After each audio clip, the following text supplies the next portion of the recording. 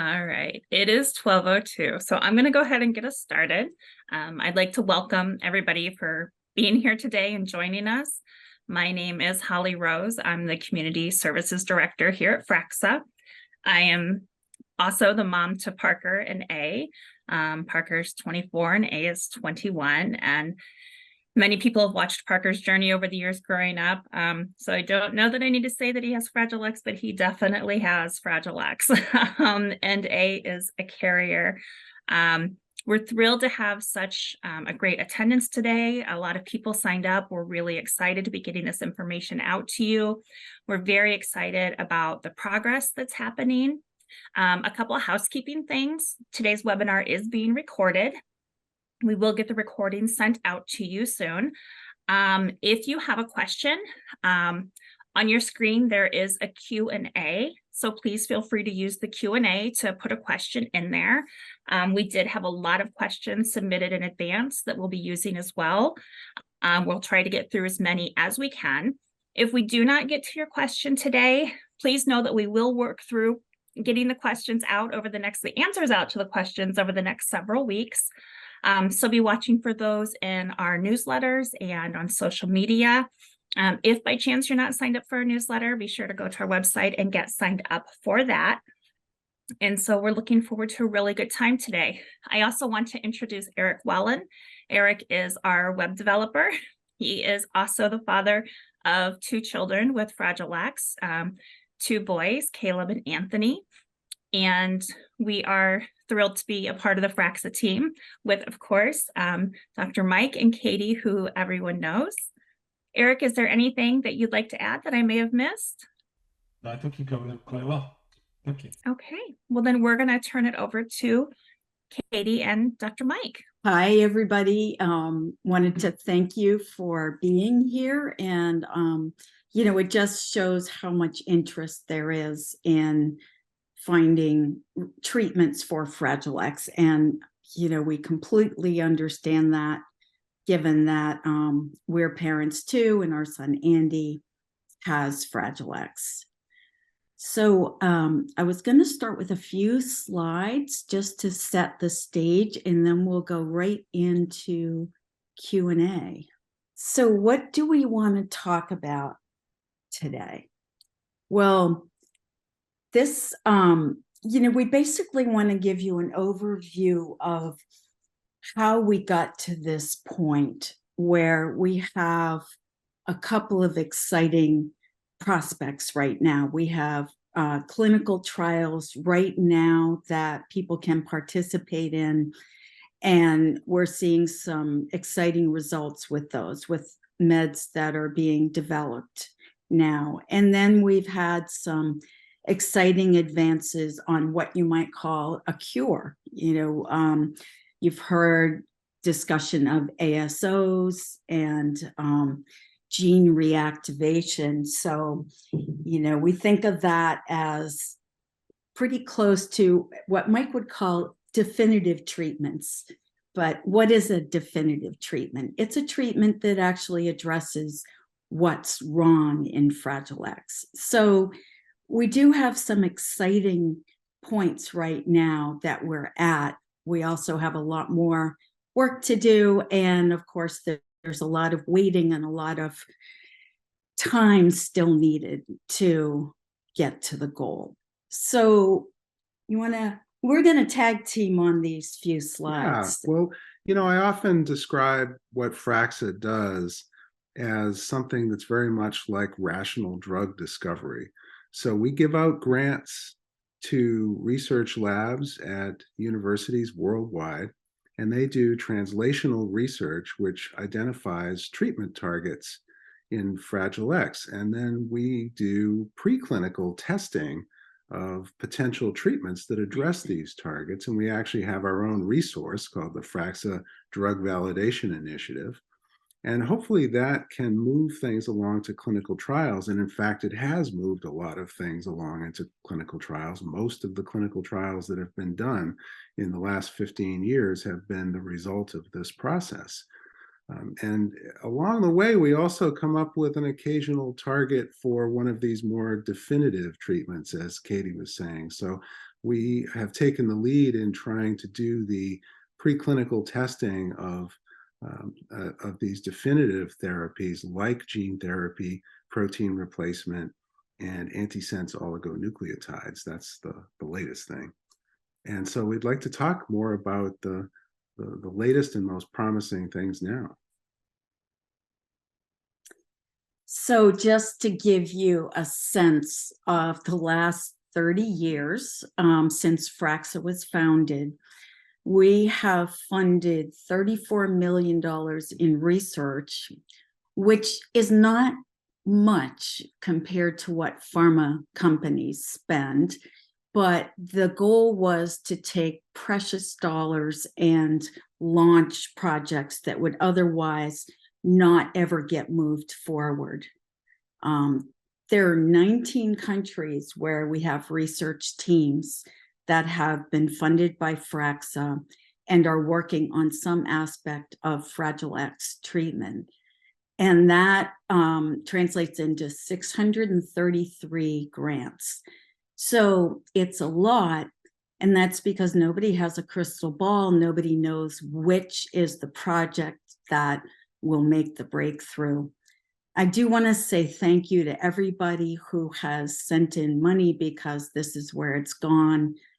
And it's also, it's not just the money, it's the encouragement, the interest, the motivation that you give all of us who are working toward this goal. And just as we have a food pyramid when we're talking about diets, well, we also have a research pyramid when we're thinking about our approach to finding new treatments for Fragile X. We've talked a lot about drug repurposing, and that's really important because drug repurposing is something that we can do a lot of, and we can do clinical trials for much less than it takes to do a new drug trial. And that gives us valuable experience. And now we've had quite a bit of experience through the drug trials that have been done over the years. And that helps us to get better at developing new investigational drugs for Fragile X. And of course, we've got a couple of important investigational new drugs in clinical trials right now. And eventually, we want to put some of these definitive treatments for Fragile X, like gene therapy, like ASOs, like protein replacement. We want to put them to the test as well. And now that we've had this experience in putting these other treatments through trials, we're a lot better at it. I consult with a lot of rare disease foundations around the country and around the world, and a lot of them are very focused on these definitive treatments right out of the gate. But if you don't have the experience doing these other clinical trials first, you're probably not going to be very good at it. So keeping the research pyramid in mind, we're not going to talk about repurposing drugs today, simply because that's not where the big excitement is right now. So as far as medications, new medications, there are two that are in late stage phase 3 trials right now. And one reason to mention the two is that there's some overlap, but they are accepting different age groups. So on the right, Zynerba is actually accepting boys and girls from age 3. So that is, a possibility if you have children. There are a lot of sites across the country, but they've also started a fully at-home option, which is the first time that there has been a clinical trial where you could do all the visits at home. And we hope it's not the last, because certainly there are families that just, it's just too hard to get to clinics. The clinics are too far away. So the Zynerba medicine, Zygel, is aimed mostly at behavioral symptoms of Fragile X. There's much more on our website, and links including clinicaltrials.gov and the Zynerba website. So if you want to learn more about that, we'll have some links at the end of this. Then the other trial that's recruiting right now is Tetra's trial of what used to have a long name with numbers in it, and it's now called zotolmolast.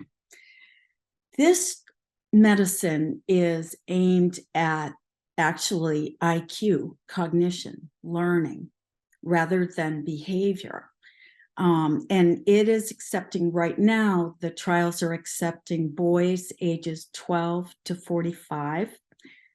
It looks like they're going to lower the low end to age 9.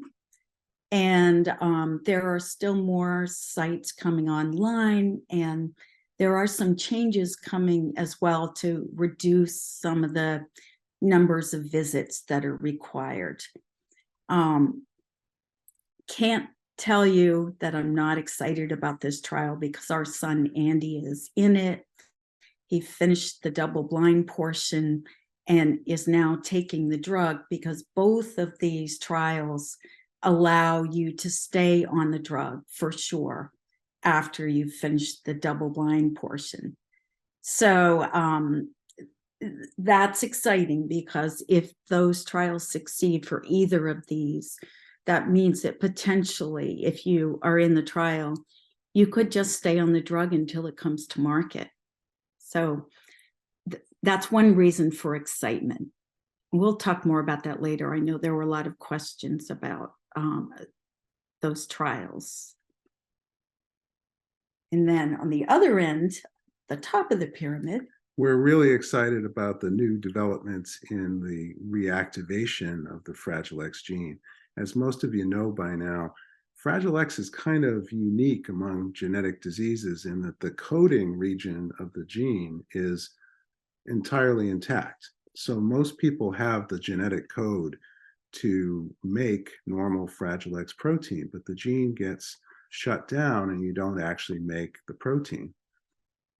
Well, there have been a number of advances in figuring out how to reactivate the gene, and primarily coming out of 2 labs, one by Jeannie Lee at Harvard and Mass General Hospital.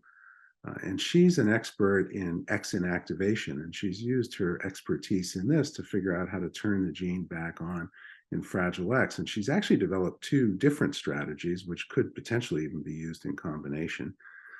One of them involves simple drugs and small molecules, that is. And the other one involves an element of the CRISPR system. And everybody's always asking us about CRISPR. CRISPR is actually kind of complex because it involves a number of different components that you would have to get into cells and into the brain, which is very difficult.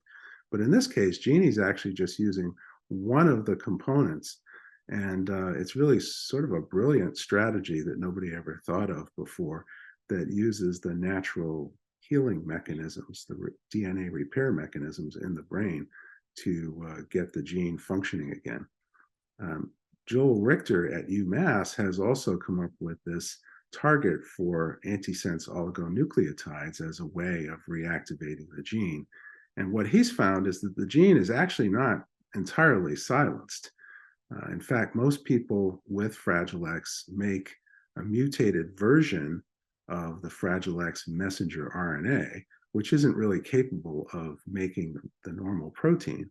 But most people also make some of the normal messenger RNA, which is capable of making the normal protein. But for some reason, this doesn't actually get translated. You don't actually make protein. What they found is that if you block this mutant messenger RNA, this mutant message, you actually restore normal production of normal FMRP, which is really pretty cool. And the best part of that is that if you have some cells that have Fragile X, full mutation, and you have some cells that are pre-mutation, so if you're mosaic or you're female, this won't really affect the normal cells in any way. So it's very, very selective. And they're working to develop this as well. Both labs are at the phase right now where they're trying to test this in live animals with whole brains and test mechanisms for getting these treatments into the brain. And of course, that's a challenge because we mostly work with a knockout mouse that doesn't have CGG repeats. So there's nothing there to reactivate. It just has a piece of the gene missing. So we're actually working to develop those model systems. And we had a special meeting at Banbury to address a lot of these issues. There it is. Yes, this happened in the spring. And Joel, Dr. Richter was trying to get his paper published, so all the data could be out there and shared with everybody. And it finally got accepted, on the day 2 of this meeting. So the ASO news was a surprise to quite a few people who were at this meeting. If you're wondering who they are, most of them are FRAXA investigators. Several are ASO experts who we know are needed for the next phase. Some came from quite far away. And that was what we did at that 3-day meeting, was plan next steps. And then Dr. Jeannie Lee's presentation of her discovery was kind of a bonus, because that was unexpected too, that she would find the dead Cas9 way to reactivate the gene. So it was all really exciting. I will say a little daunting too, because there is so much more to be done. These, as Mike said, these have to be tested in neurons. They have to be tested in live mice. You can't just jump right to humans, but the right people are on it. These researchers were excited, and they have a plan. That completes the slides just to get things going. I don't think we want to go into detail today about how ASOs work, things like that. We definitely have that information, but let's go to some questions. Okay, so questions that were submitted ahead of time. Quite a few questions on the Tetra trials. Please discuss the Tetra trials. How is this medicine, zotolmilast, different from other meds that have been previously trialed? And I think maybe people are thinking back, because 10 years ago, there were mGluR5 antagonists trials that failed. So that's understandable. You want to talk about that, and then we'll go on? Well, zotolmilast, otherwise known as the Tetra compound, is the first phosphodiesterase to actually go into clinical trials for Fragile X, or for any other neurodevelopmental disorder for that matter. There's been a lot of interest in these PDE4 inhibitors, as they're known, in Alzheimer's research. And so there have been some clinical trials in people with Alzheimer's. And this class of drugs is generally thought of as smart drugs, for lack of a better term. So the idea is that just about anybody would have a boost in cognitive performance from taking a PDE4 inhibitor. But we have evidence of specific deficits in Fragile X. In fact, this goes back to Liz Berry-Kravis's earliest work when she was doing wet lab research as an MD PhD. So for the PhD part of her research, she started looking at Fragile X cells and stimulating them to look at release of this second messenger, cyclic AMP. This is what Eric Kandel won the Nobel Prize for understanding how this signaling happens in cells, and it's important for learning and memory. Well, Liz noted that people with Fragile X seem to have less of this cyclic AMP in response to stimulation. And so that right away implied that PDE inhibitors would be useful in Fragile X, but that was just an initial clue. FRAXA actually did a number of research projects over the years looking at this, and they confirmed that this was an issue, and that prototype molecules that were used in research that were PDE4 inhibitors could be helpful in Fragile X. And it was just a matter of getting our hands on a good compound. And then Tetra came along, and they have a really good compound, which is very highly refined, and it's been developed to the point that it's really easy to take. Nobody's dropping out of the clinical trials because they're not having side effects. It's a really safe drug. And so we've got a really good compound, and it does something that no other drug has done previously in clinical trials. And so far, so good. So another thing that stands out to me, so it is a different target. It's not the same kind of drug as the ones that were previously trialed. But why are we excited about this one when the previous different drugs from Novartis and Roche failed? One reason is that this drug in earlier trials with humans and mice showed that it kept on working even after people stopped taking the medicine. And that's very different from the experience with the previous drugs, which actually worked less well the longer you took them. So that was, that's a huge advantage to zatomalast so far.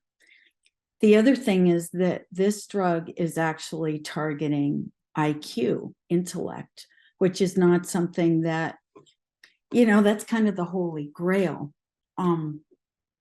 There's a related question that fits right in here, which is, have there been any evidence of behavioral improvements with the Tetra drug?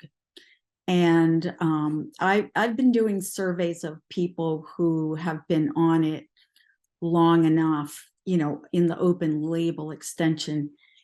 And people are saying that, yes, behavior is improving as a side benefit, because as you're a child or adult can express himself, he's not so frustrated. Certainly with our son, he is less frustrated, and therefore we're not seeing the meltdowns we were seeing. And it's worth noting that in the first trial of the Tetra drug, in 30 subjects with Fragile X, all adults, all males, what we saw was that you had across the board improvement in everything that the researchers looked at. And that included not just the NIH toolbox, this cognitive assessment, which is something that's tablet-based, it's very objective. But you also had improvement in the ABC scale, which a lot of people have come to think is really not terribly useful. But in fact, we saw improvement in the ABC scores in Fragile X. We saw improvement in the electrophysiology in the subjects that were in the first trial. So we saw across the board improvements, including behavioral improvement. It's just that the drug is working by a primarily cognitive mechanism. So the theory is that if you can help people to understand what's going on around them and to communicate with people better, then a lot of the behavioral problems will subside. And that seems to be what we're seeing in the trials. Let's move on to, we'll come back to this, but let's move to ASOs, because there are a lot of questions on ASOs. So one question is, how would you actually efficiently get an ASO into the brain so that it can do its work? Well, that's the part that's a little bit scary, and that these are not drugs that you can take in pill form. They're not even intravenous infusions.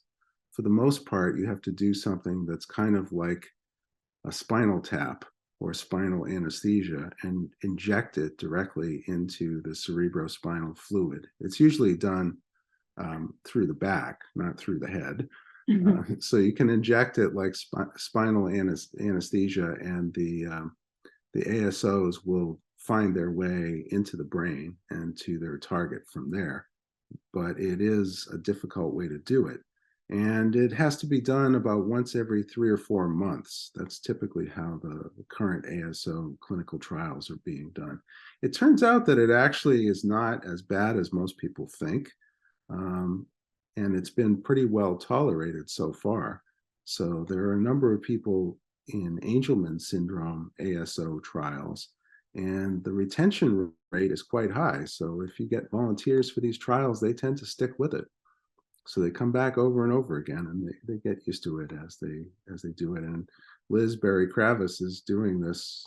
She's actually doing the injections in the trials for Angelman syndrome. That's one thing that makes it a little less scary, that arguably our top Fragile X clinician has, Liz Berry-Kravis, who is at Rush in Chicago, has this, direct hands-on experience with ASOs for other diseases. So it's not ideal. You'd rather take a pill, but hopefully the next couple of years will mean that ASO therapy gets fine-tuned, maybe a little bit less difficult, maybe fewer treatments necessary.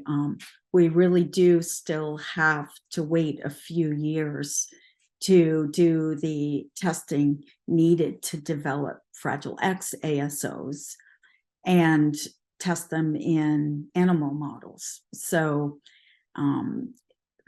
it's a tough one, but it's also a possibility that ASOs could reverse Fragile X syndrome, which is remarkable.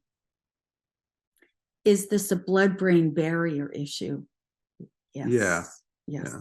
ASOs are oligonucleotides, which means they're short chains of the same stuff that DNA and RNA are made of. So they're rather big molecules, and they don't cross the blood-brain barrier freely.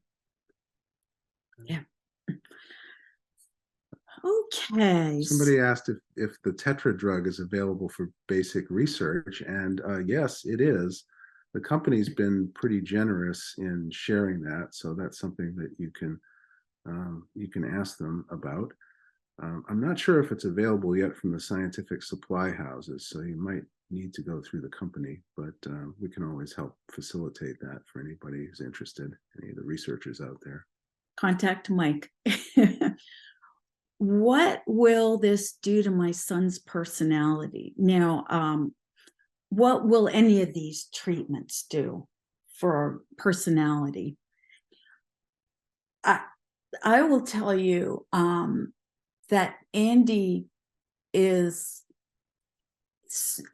personality hasn't changed at all. It's his behavior has improved. So we see more smiles. We see him holding himself up straighter, just because he's somebody who has really intense anxiety. So I wouldn't say that his personality changes. Well, I wouldn't say that it hasn't changed. I would say that he's gotten more sociable and more friendly. But if you want to call that a personality change, I guess you could. I think he always but it's a good personality change. He just wasn't able to. Yeah, it's an interesting question. Not sure it's a negative though.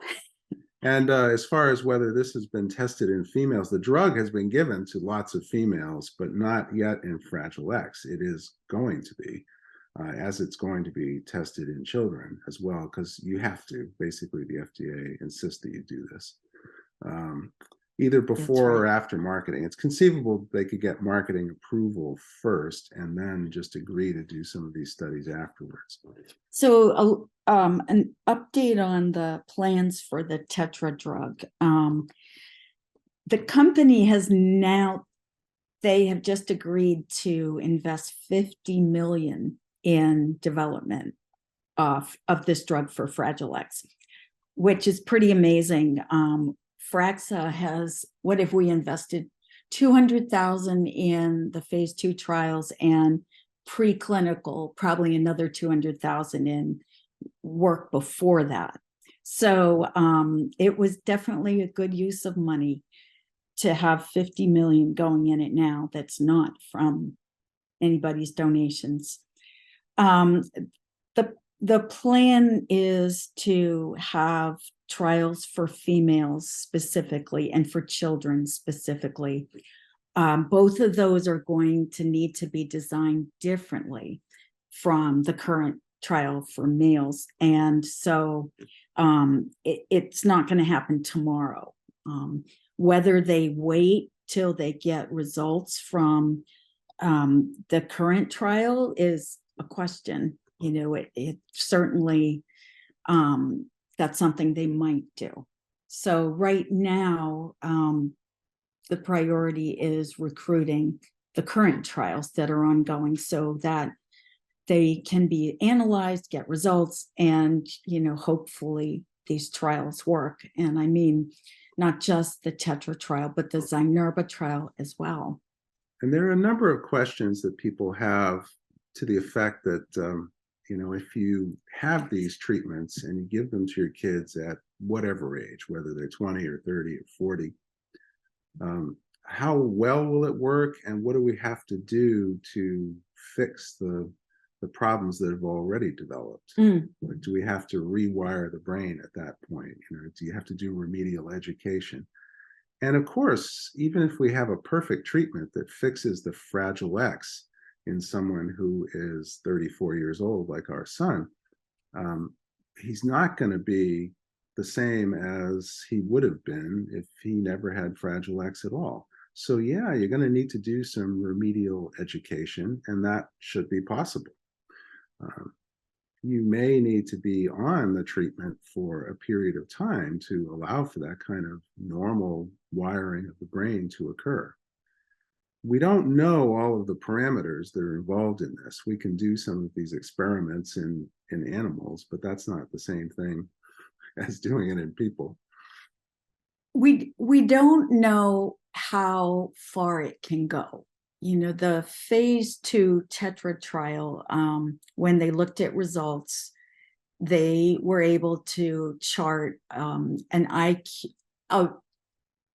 an equivalent of an IQ increase.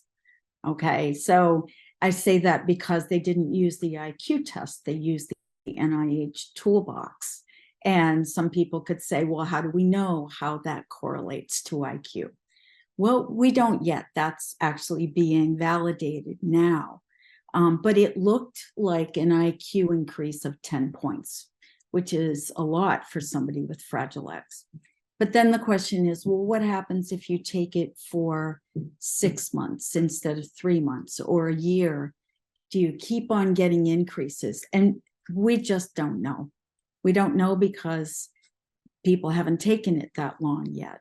We don't know what the potential is if you're 40 versus if you're 10.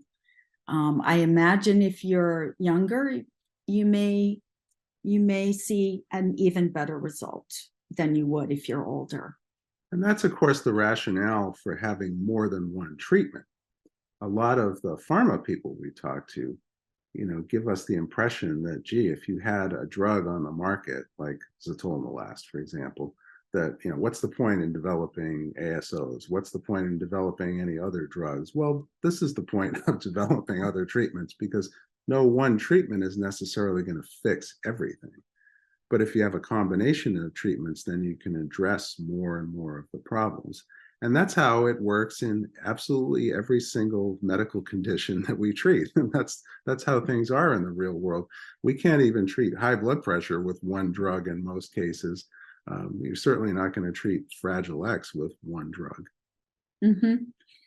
A lot of people ask the timeline. When will these become available?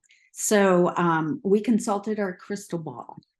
And if all goes well, great big if all goes well, the Tetra drug,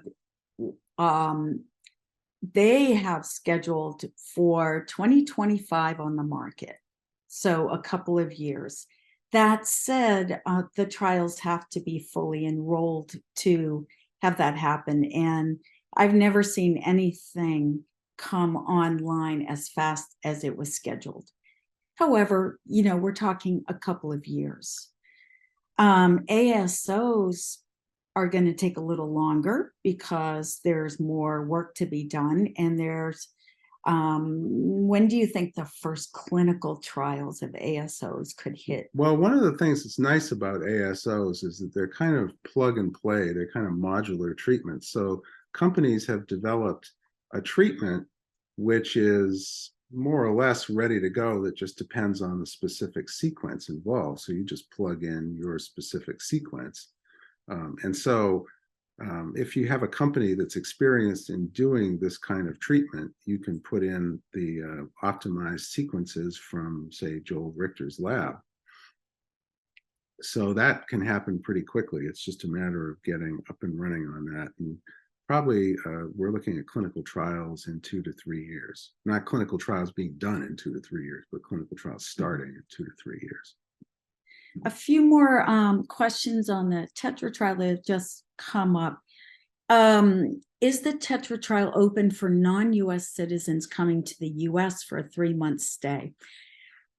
Yes, if English is your first language, or if you're fluent in English, if the individual in the trial is, because the NIH toolbox, which is their how they're evaluating success, it's only for people who know English. It's only an English version at this point, unfortunately. Yeah, there are all sorts of translation issues Yeah. in all of the outcome measures that we use, and that complicates hassle. doing international research. However, if somebody is, if you think about it, many people with Fragile X, our son, English is his first language, but he's not fluent in English. Yeah, that's He true. doesn't speak I a use lot. that excuse to get him So- out of jury duty. Yeah, so I don't, if there's some understanding of English, it could work. Another question that came up: what side effects have we seen in our son? And none. And in the others that I've been asking about, none. No's dropped out. Let's put it that There's way. no, in every trial, somebody has a headache and somebody has nausea, but so do the people on placebo. But we've not seen any side effects. Does the Tetra drug work for older men? Is 45 the oldest age tested so far? It is the oldest age tested so far, and I think they made that choice so that they wouldn't have to worry about issues with aging, but there isn't any reason why, if it comes on the market, why it wouldn't help somebody who's older than This drug 45. was in clinical trials of Alzheimer's disease, so obviously those folks were all much older. So it is That's safe right. to give to older people, and how well it worked, we don't have access to all of the data from the Alzheimer's trials, but That's right. older folks can take these drugs for sure. Let's see. Is So- full methylation a must for the Tetra trial? Full mutation Fragile X with symptoms. But Yeah, that's so it has to be probably a full mutation. full mutation. But is they're not not the going to same as exclude full you. methylation. Not the same fully methylated full mutation that, for example, Novartis was looking for in their trials, if that's what if that's the line of reasoning. So I here. think the answer is no. Full mutation, yes, but full methylation, no. Are there interactions of the Tetra drug? With other drugs. Not major interactions with any of the drugs that Fragile X folks are likely to be on for the most part. Mouse models we're developing. So to get around the problem in trying to test the reactivation strategy, I was referring to that before. So you can do two things. You can actually use patient cells. You can use induced pluripotent stem cells to make neurons with Fragile X. So just from blood cells from Fragile X patients. And you can test them on neurons in a dish. You can actually grow neurons and glial cells together to make these little mini brains that we call organoids. And those aren't exactly like a real brain, but they are a bunch of cells of different types, and they actually have some electrophysiological functions to them. So you can measure the function of the cells, not just the shape of the cells. But ultimately, you want to be able to test out these strategies in a whole brain because you want to be able to test the efficiency of getting it into the brain. And to do that, what you do is you take a regular mouse and then you transplant in human Fragile X cells into that mouse's brain, and they will actually set up shop and they will live there. And then you can see if you administer the treatment, if it actually is able to reactivate the production of FMRP in those cells.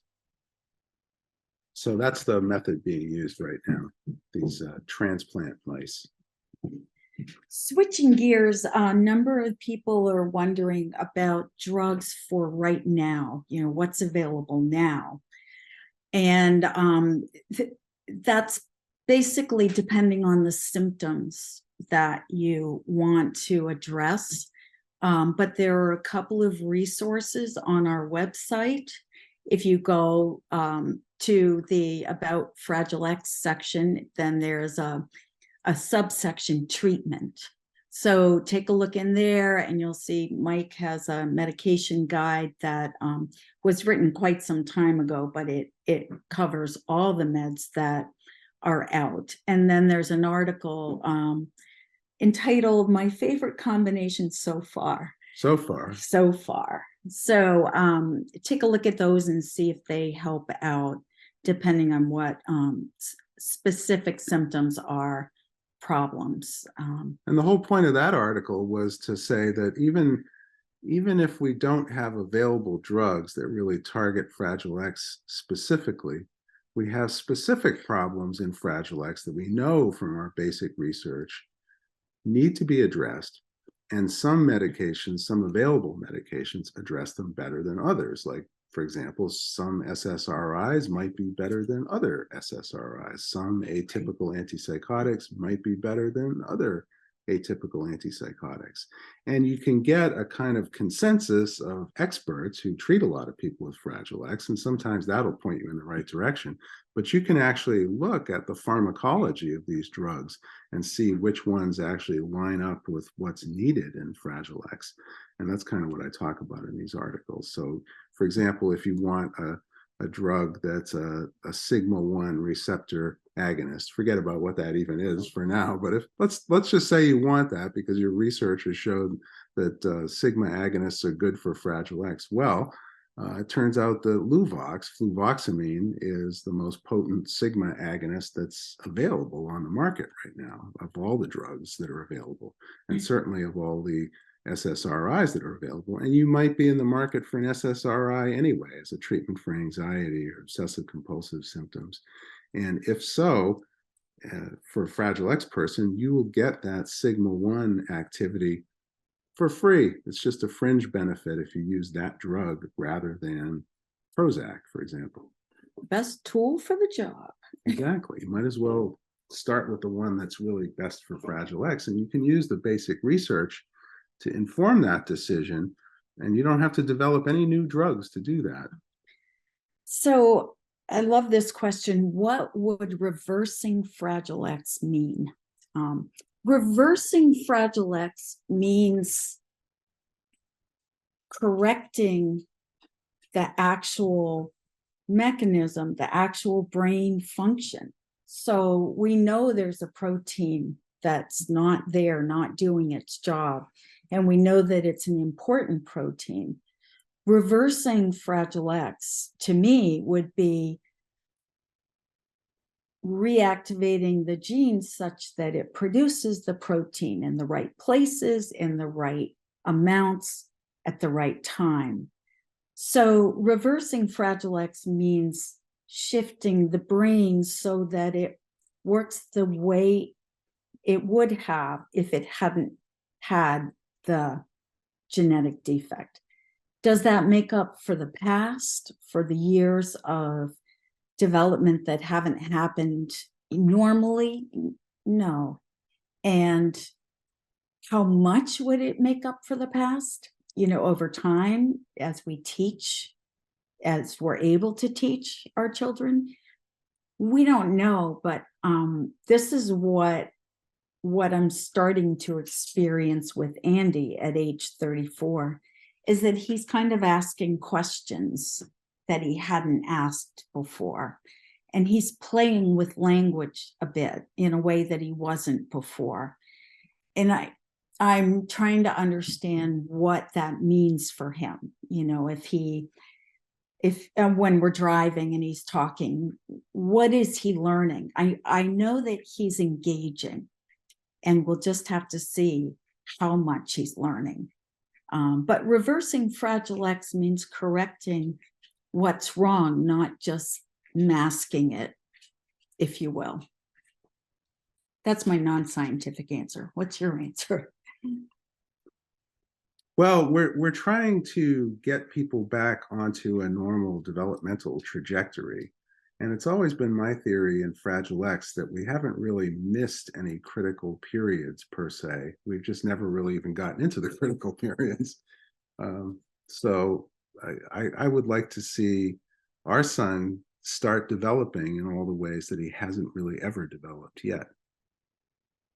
And we're actually seeing a little bit of that. And I have to also say that we really have seen him developing and maturing all along. It's just been excruciatingly slow. So we'd like to just speed up that process. He's a lot more mature now than he was when he was a teenager. So he's actually doing pretty well. But we would like to see that pace pick up. Yep. One more question on Andy. How long was he on the drug before we started seeing changes?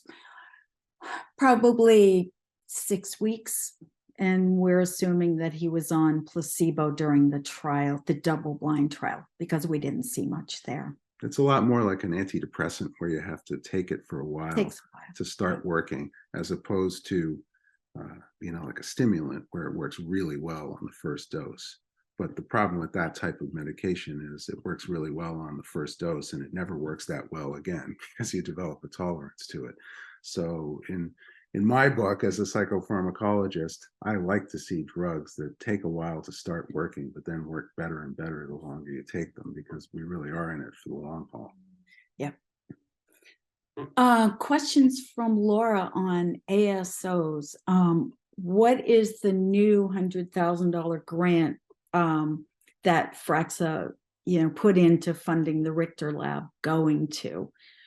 Well, they are doing the next steps. So as we said, these were discoveries in cells in a lab dish.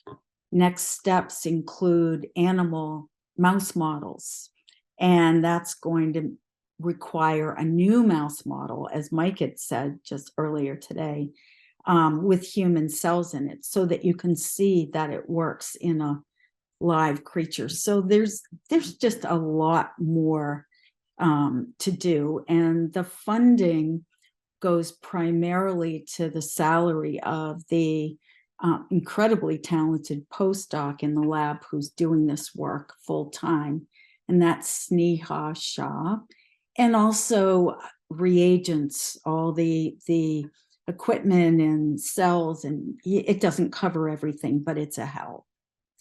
Yeah, it's worth noting that we actually started this as a different kind of project that was supposed to be looking at abnormal splicing as a biomarker for Fragile X, to try to correlate the abnormal splicing with IQ, for example, and other functional outcomes. But we ended up with this finding of abnormal splicing of FMR1 itself. And we only found that because FRAXA funded a grant that was very heavy on the RNA sequencing. And it was a lot of money to do a lot of RNA sequencing.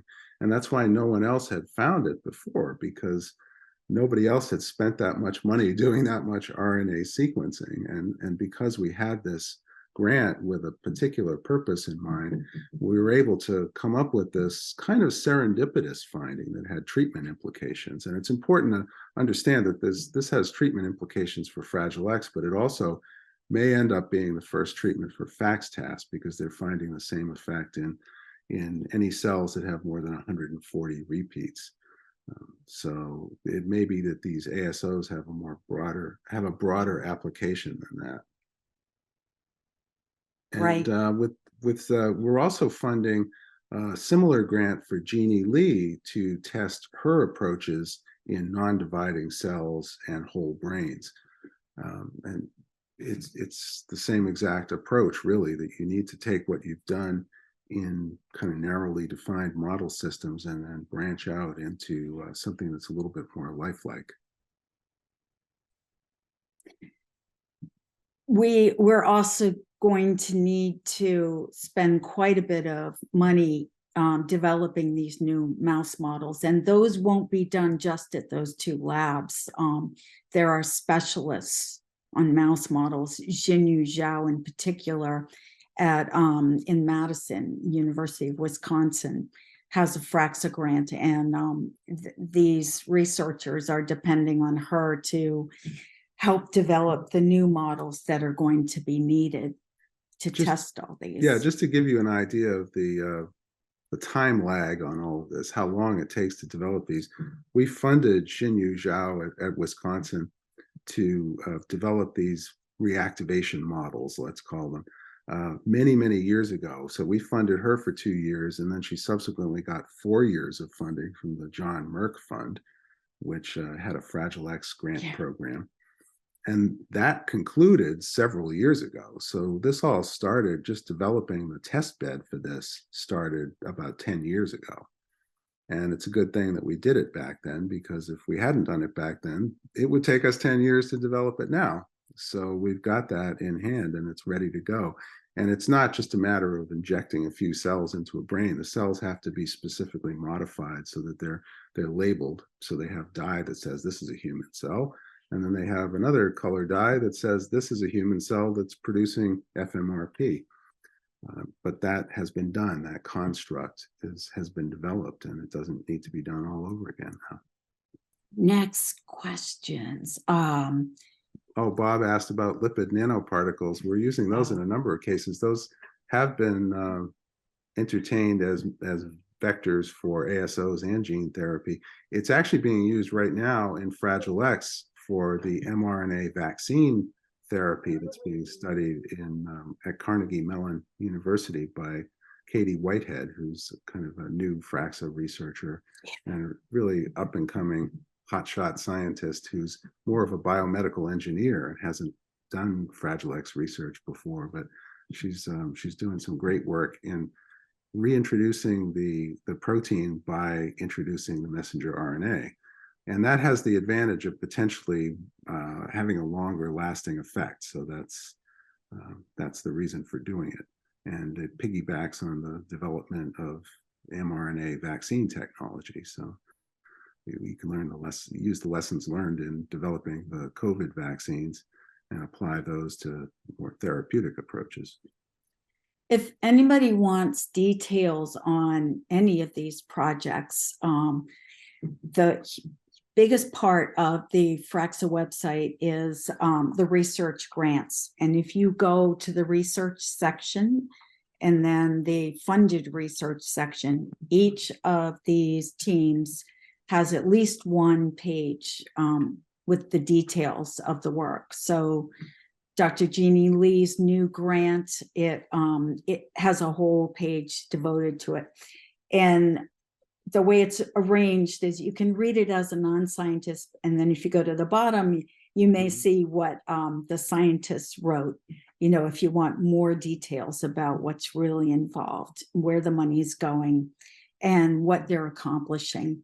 So it's amazing how much is going on, and we need it to. We need to keep doing this. We need to fund FRAXA DVI, which is where all these candidates get tested. That's, if there's a critical grant, it's that one, because ASOs, they'll get tested there too. Everything will get tested there. Yeah. So somebody wanted me to talk a little bit more about CRISPR and the timeline. Well, I want to make clear that what Jeannie Lee is doing is not using CRISPR to edit the gene. CRISPR is often referred to by the full name of the CRISPR-Cas9 system because there are multiple components. There's the CRISPR itself, which is a big enzyme, and then there's the Cas9, which is another big enzyme. And then there's a guide RNA that's attached to the Cas9, and that's what confers the specificity of the treatment. That guide RNA lines up with a particular section of the DNA. In the case of Jeannie's work, she's using what's called a dead Cas9, which means an inactive version of this Cas9 protein with a guide RNA. So basically all it's doing is putting a kind of like a bookmark on the DNA and binding to the CGG repeats. And when you do that, the natural DNA repair mechanisms will go in and actually cut that out, and it cuts out the surrounding DNA. So that means you're cutting out some of the CGG repeats. So you're shortening the repeats. And if you just keep doing that over and over again, you bring the repeats down from a full mutation down to a pre-mutation in her studies. And once it gets down into the pre-mutation range, it kind of stops, because I guess the cell figures that's good enough. Okay. So we have just come up to the top of the hour. And given that everybody is scheduled, I'm sure we want to end on time, and thank you very, very much for coming to this and for your support, your excitement, and we couldn't do it without you. So we're pretty excited about where this is going, but there's a lot more work to be done, and so we will do it with your help. Absolutely. Cindy, since we didn't get to your question, I'm not sure if you're on your phone, but if you'd like to email us your question at info@fraxa.org, we'll be sure that we get it answered for you. Anybody else too who has questions? And the chairman of the board wants me to remind everyone that we're not quite done yet. So we still need lots more money, because there's a lot more work to do. In fact, you could say this is where it gets really expensive, but hopefully we'll find some corporate partners to help out with that. That's what you need. But we have to get it to the point where they'll take it over. So, Tetra drug, it's gone. It's done. ASO, not quite yet. And gene reactivation, no, it's not there. It is not there. Still got to do some more work and spend some more money. Yep. Okay. Thank you. Have a great day. Bye-bye. Bye. Thank you, everyone.